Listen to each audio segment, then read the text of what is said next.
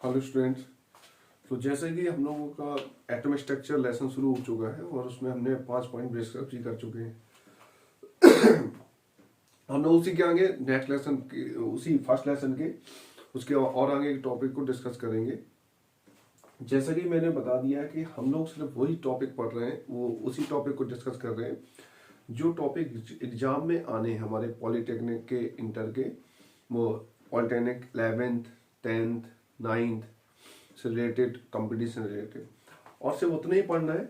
देखो, लिखने का जितना मटेरियल है वो हम वहाँ पर शॉर्ट पॉइंट से हम लोग डिस्कस करते जाते हैं। बस आप लोगों को करना क्या है, जैसे मैंने 5 पॉइंट पढ़ाए थे, उन वर्ड को इस्तेमाल करके आपको खुद का अपना नोट्स बना लेना है और उसी नोट्स को किताब से थोड़ा बहुत कैरी करके उसी टॉपिक को। देखो, ओरल नोट्स आपको उसमें ज़्यादा डिटेल नहीं लिखनी है, इतना शॉर्ट पॉइंट पे नोट है वो आपको ओरली दिमाग पे फिट करना होगा जिससे आप एग्जाम में आसानी से लिख सकें। ठीक है, तो उसी टॉपिक से रिलेटेड और पॉइंट पे जाते हैं जो एग्जाम में आते हैं। ठीक है, तो हम लोग जो नेक्स्ट टॉपिक है तो आप लोगों के उस टॉपिक में एक क्वेश्चन जो बनता है वो बनता है हम लोगों का आबव नियम।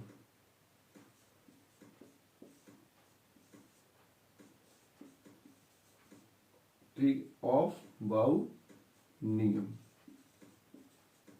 ठीक, ये इंपॉर्टेंट क्वेश्चन है थ्योरेटिकली। ठीक है, एक आबाउ नियम क्वेश्चन इंपॉर्टेंट है थ्योरेटिकली। ठीक है, इसको हम पढ़ेंगे। और आबाउ के बाद एक क्वेश्चन जो और इंपॉर्टेंट आता है वो आता है हुंड का नियम, हुंड्स नियम, हुंड नियम। ठीक, ये दो नियम है जिसको हमें पढ़ना है आज थ्योरेटिकली। ठीक है, और भी टाइम अगर बनता है तो एक आध नियम और पढ़ लेंगे। मेन पॉइंट है कौन सा वर्ड याद रखना है। ठीक, इसमें कौन सा वर्ड याद रखना है, तो बस इसमें देखो क्या है, सिंपल सा। इसमें दो वर्ड याद रखने हैं। एक वर्ड याद रखना है ऑर्बिटल, और एक वर्ड याद रखना है ऑर्बिटल्स, फिर इलेक्ट्रॉन, और फिर लो एनर्जी से हाई एनर्जी। यानी इसमें डेफिनेशन देखो क्या है इसकी। इसमें आबाऊ ने ये कहा कि किसी भी ऑर्बिटल में जो हम इलेक्ट्रॉन भरते हैं ना, वो कैसे भर सकते हैं, लो एनर्जी से, यानी निम्न ऊर्जा स्तर से उच्च ऊर्जा स्तर में क्या करते हैं, भरते हैं। ये किसने क्या कहा, आबाऊ ने। ठीक, इतना तो हम थ्योरेटिकली लिख देंगे।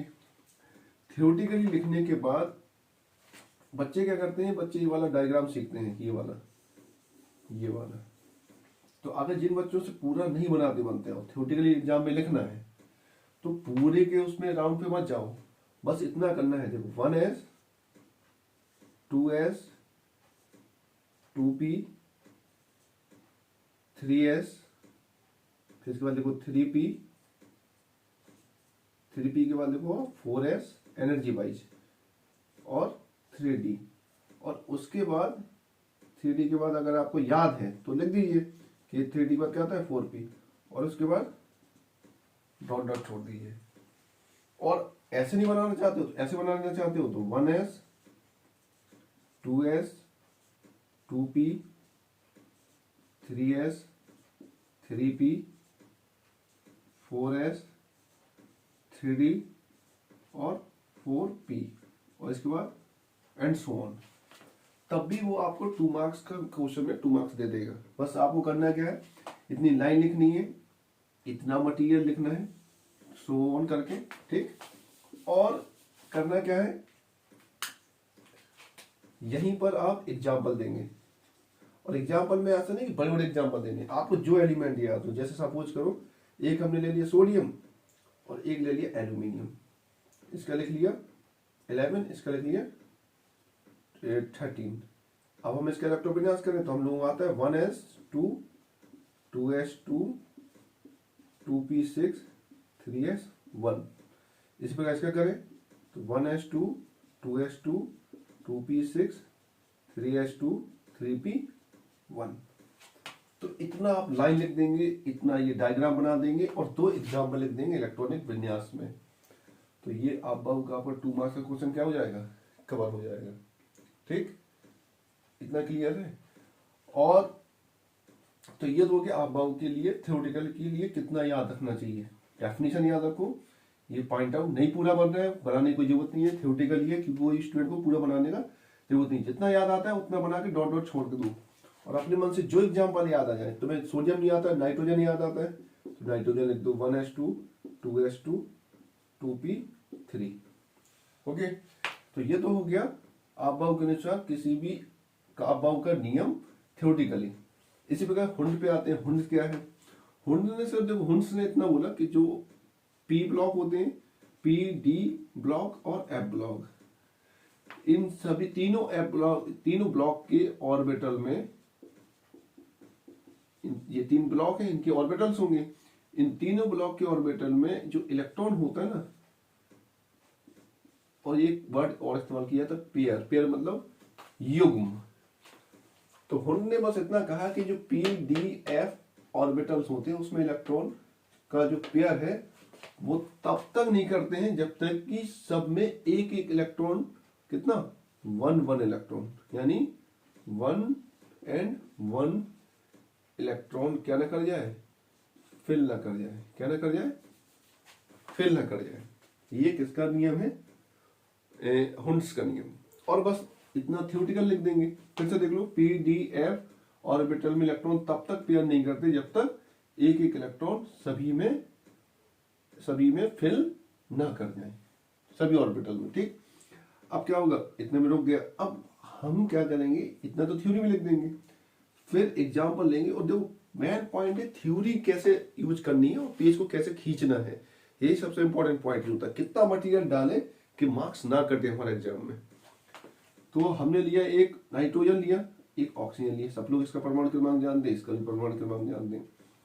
इसका अगर हम करें 1s2 तो सब लोग जानते हैं, 2s2 तो ये भी सब जानते हैं।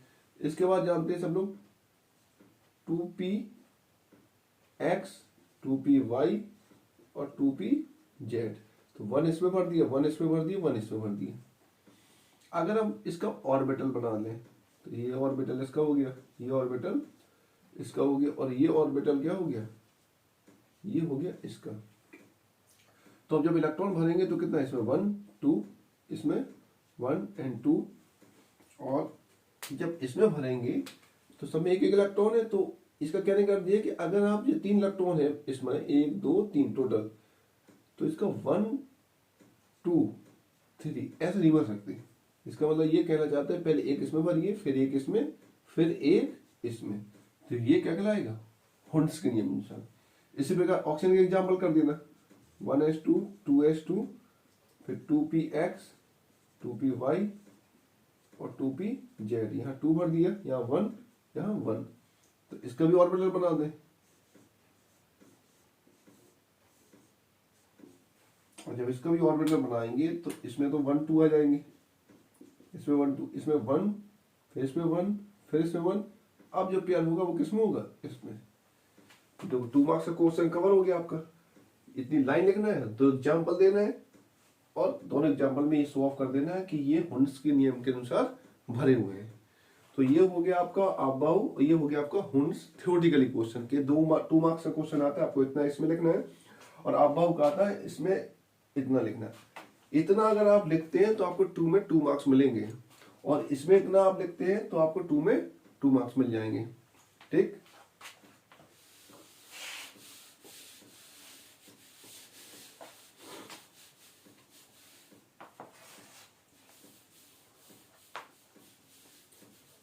इसके बाद इसकी छोटी और थ्योरेटिकली जो है उनको हम और डिस्कस कर लेते हैं। एक इंपॉर्टेंट है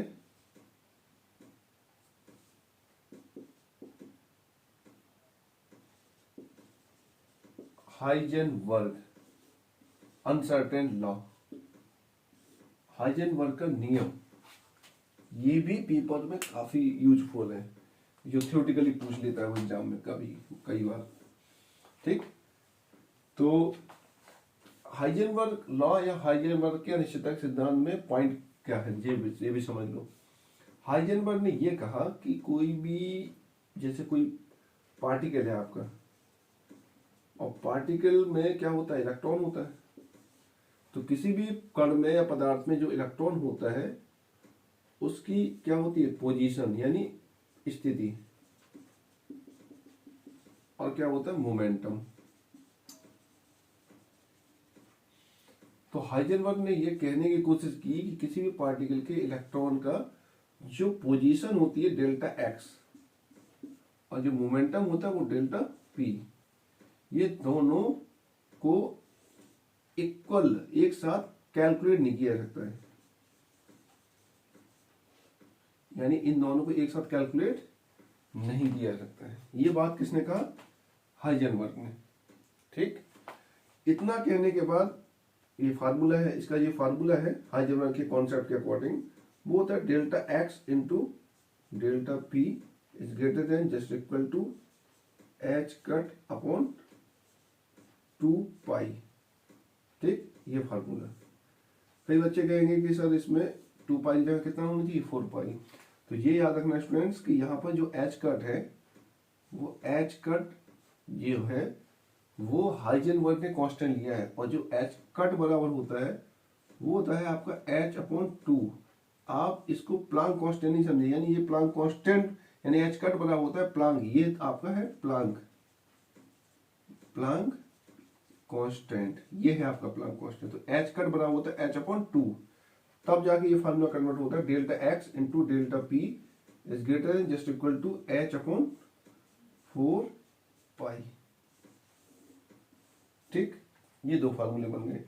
अब अगर आप ये लिखना चाहते हैं, क्योंकि आप ये पढ़ चुके हैं डेल्टा, क्योंकि पी सब लोग जानते हैं पी बराबर क्या होता है, इसको यहां कर देते हैं। सब लोग जानते हैं कि पी बराबर क्या होता है, एम बी होता है, और हम लोग स्टडी किस पे कर रहे हैं, इलेक्ट्रॉन पर।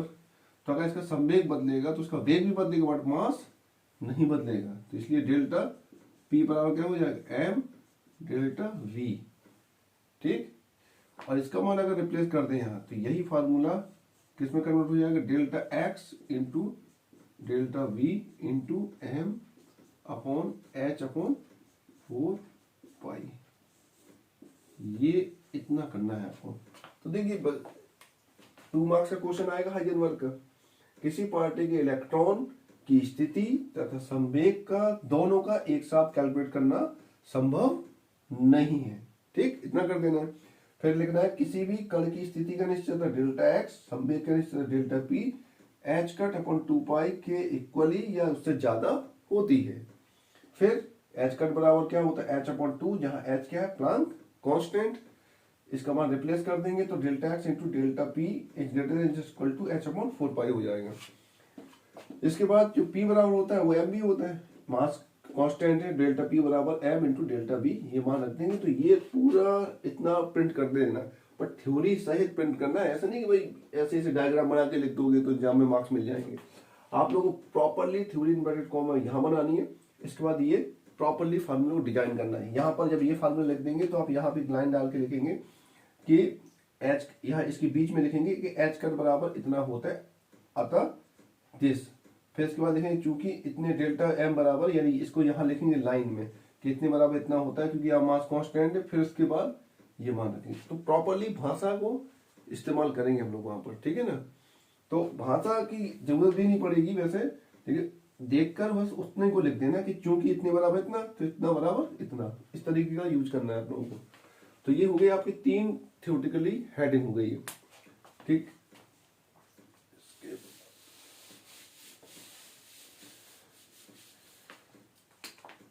इसके बाद है आपका एक जो थ्योरेटिकल क्वेश्चन है वो है क्वांटम नंबर का। ठीक है, क्वांटम नंबर बहुत सिंपल क्वेश्चन है, क्योंकि क्वांटम नंबर जो है तुम्हारा वो किस, इसमें तो ये बात याद रखनी है। क्वांटम नंबर देखो आपको एनर्जी बताता है। क्या बताता है, energy, angular momentum of orbital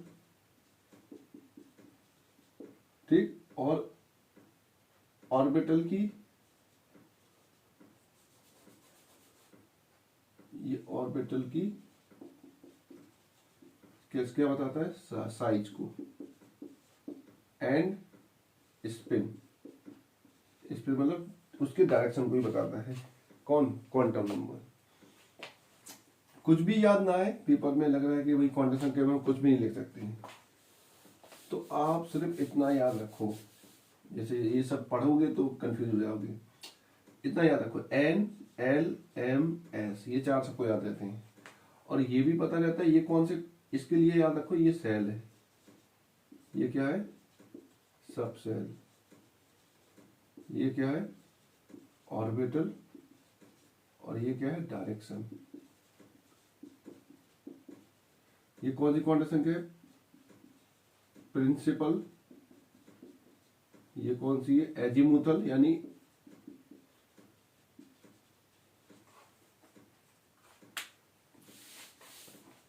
और ये तुम्हारी क्या है, मैग्नेटिक, और ये क्या है, स्पिन।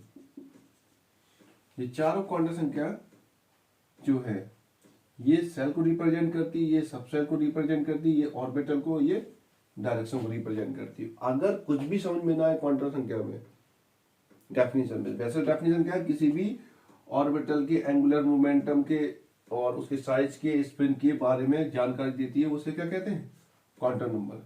लेकिन कुछ भी जस्ट नहीं कर पा रहे तो इतना ये लिख सकते हो कि क्वांटम संख्या उन्हें कहते हैं जो सेल, सबसेल, ऑर्बिटल तथा दिशा की जानकारी देती है।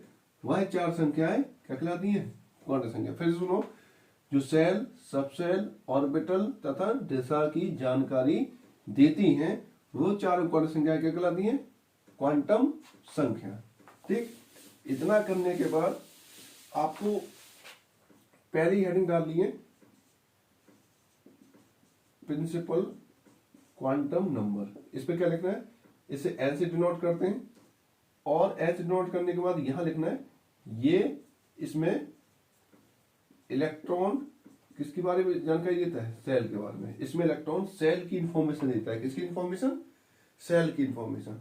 और तुरंत इतनी एक लाइन लिखना है, और फिर उसके बाद सीधा क्या लिख देना, के एल एम एन, और इसके लिए एन का मान 1, इसके लिए 2, इसके लिए 3, इसके लिए 4। क्वेश्चन नंबर 2, सॉरी हेडिंग 2 डालनी है, तुरंत 2 हेडिंग डालेंगे, एजी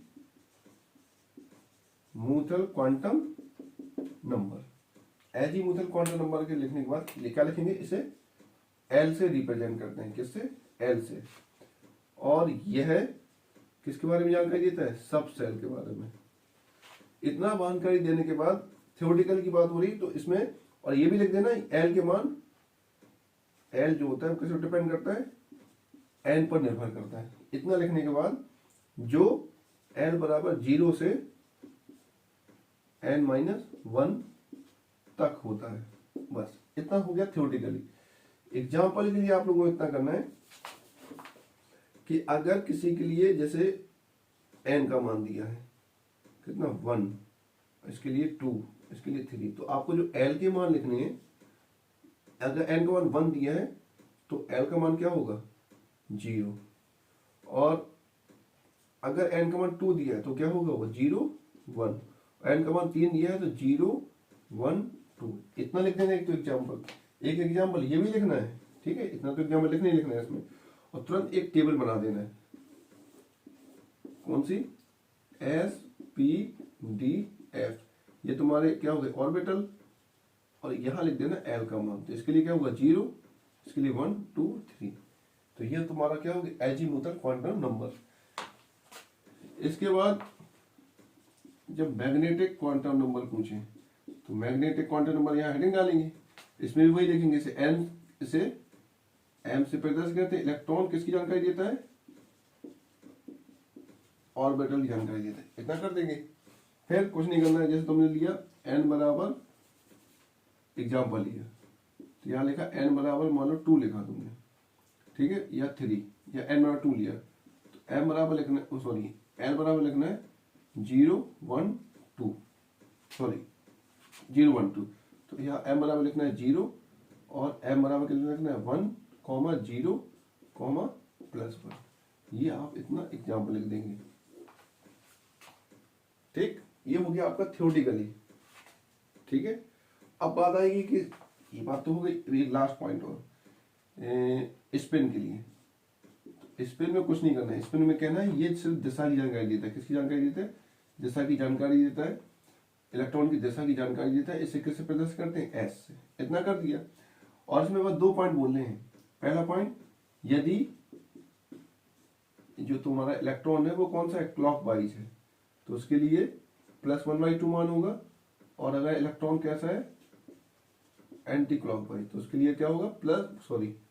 -1/2। इतना कर दोगे। फिर एग्जाम्पल ले लेना। एग्जाम्पल में ले लेना, मान लो किसी के लिए ऐसा कर देना, n बराबर सपोज करो 2 है। ठीक है, तो l बराबर क्या होगा? 0 1, तो m बराबर क्या होगा? 0। इसके लिए माइनस फिर 0 फिर +1। तो s का जब मान निकालना तो इसके लिए कितना मान है? m का मान 0 है, तो जिसके लिए m का मान 0 यानी टोटल 0 है बट एक मान है, तो s के लिए कितना मान होगा? +1/2 और -1/2। और यहाँ कितने मान है m के? -1 0 +1 यानी 3 मान है, तो s के कितने मान होंगे? 6 मान होंगे। तो +-1/2 +-1/2 +-1/2 यानी टोटल कितने हैं? 6 मान। ये पूरे कॉन्सेप्ट हो गया आपका चारों क्वांटम संख्याओं का थ्योरेटिकली। पेपर में इसका 2 नंबर 4 नंबर का क्वेश्चन अगर आता है क्वांटम नंबर का, तो पहले आपको क्वांटम नंबर के चारों पॉइंट लिखने होंगे, चारों डेफिनेशन पॉइंट लिखना होगा, फिर एक एक करके एक्सप्लेन करना होगा। थ्योरेटिकली एक्सप्लेन करना है, यानी इतना लिख दोगे एक एक एग्जाम्पल। ये नहीं कि सारा कुछ पढ़ना है, किताब में जो दिया है सबको पढ़ते चले जा रहे हो। सबका एक एक कॉन्क्रीट पॉइंट उठा लो। जैसे ये इसके लिए इतना उठा लिए, ये इतना उठा लिए, और कम करना है तो ये भी कम कर दो, बस इतना ही दिखा दो। ठीक, ये दिखा देना, ये दिखा देना, बस हो जाएगा। ठीक है, एक कोई एग्जाम्पल ऐसा जो उसको रिप्रेजेंट कर दे, किसी क्वांटम संख्या के बारे में जानकारी दी जा रही है।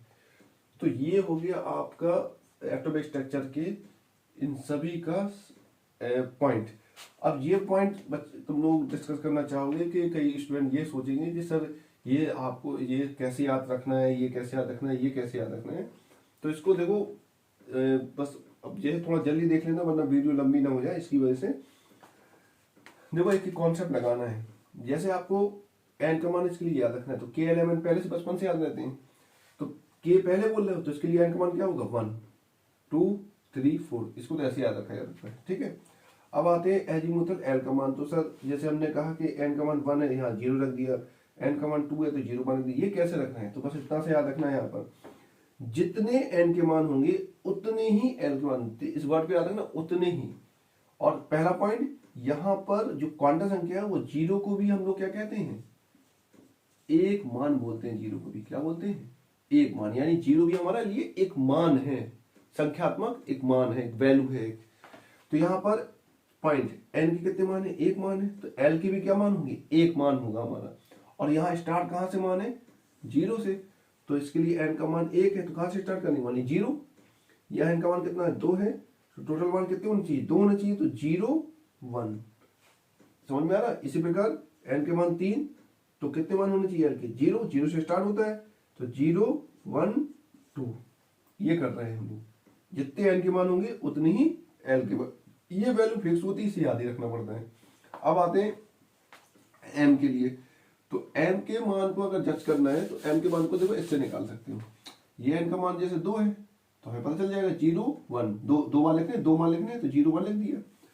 कोऑर्डिनेट पे देखो, कोऑर्डिनेट पे देखो, हम यहाँ खड़े हैं मान लो, ठीक है, और इसके मान किस पे डिपेंड करते हैं? यहाँ मान हटा देते हैं, तो देख लेंगे।